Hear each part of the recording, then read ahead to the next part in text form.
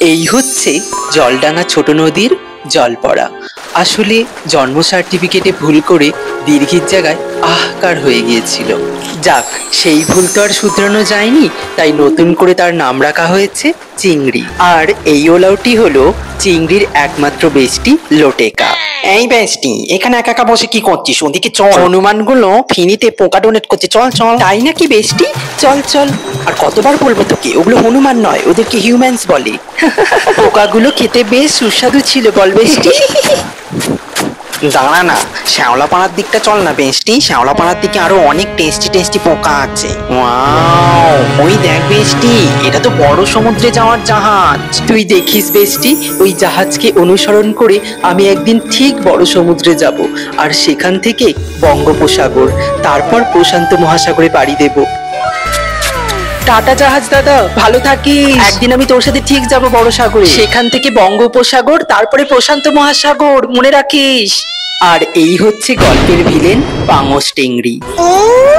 মহাসাগরে যাবে, ওই মুখ নিয়ে সমুদ্রে গেলে পোকা ভেবে গিলে খাবে তোকে।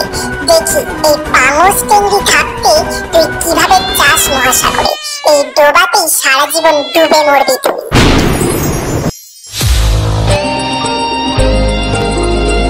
এই হচ্ছে গল্পের নায়ক সাগর চ্যাটার্জি, বিখ্যাত মাছ ব্যবসায়ী। ইউনিভার্সের প্রতিটা গ্রহে এনার একটা করে মাছের আড়ত আছে। ইনি গন্ধ শুকেই বলে দিতে পারেন সেটা কি মাছ। এত কিছুর মধ্যেও ফাঁকা সময় ছিপ ফেলে নতুন নতুন মাছ তোলে। এভাবেই হাসতে খেলতে সুখে দুঃখে পোকা খেয়ে দিন কেটে যাচ্ছিল চিংড়ির।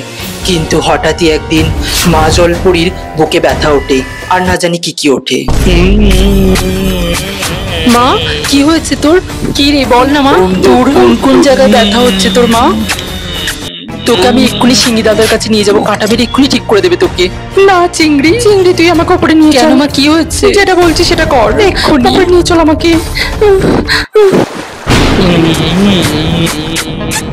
ওই দেখ চিংড়ি, বড় সমুদ্রে যাওয়ার জাহাজ।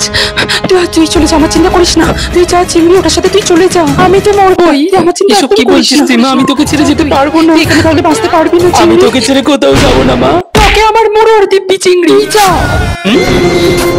না মা, না। যা তুই চলে যা ওটার সাথে। যা, তুই আমার সাথে একদম করিস না। যা তুই। ঠিক আছে যাচ্ছি, ভালোই হলো, এবার মত তুই। চিংড়ি মাই বেস্টি, ভালোভাবে যাস, সাবধানে, নিজের খেয়াল রাখিস, আর আমার জন্য সমুদ্র থেকে ভালো ভালো পোকা আনিস।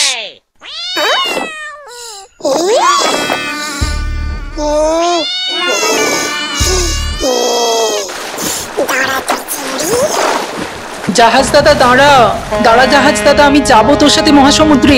না, এইভাবে হবে না, জলের তলা দিয়ে যাই।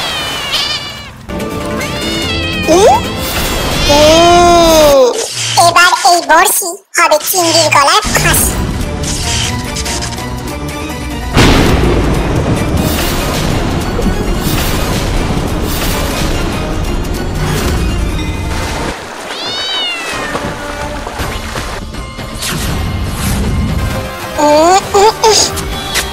ঢোক না।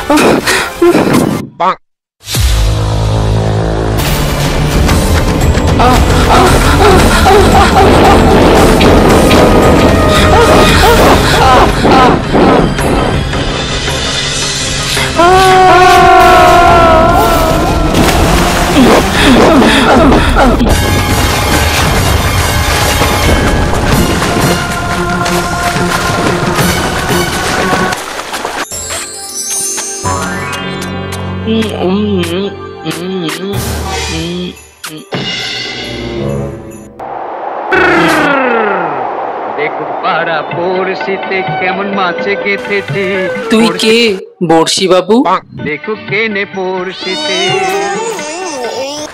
টেংরির জাল থেকে বেরিয়ে চিংড়ি কি পারবে মহাসাগরে পৌঁছতে, নাকি বড়শি বাবুর বড়শিতে আটকে ছটফট করে যাবে সারা জীবন?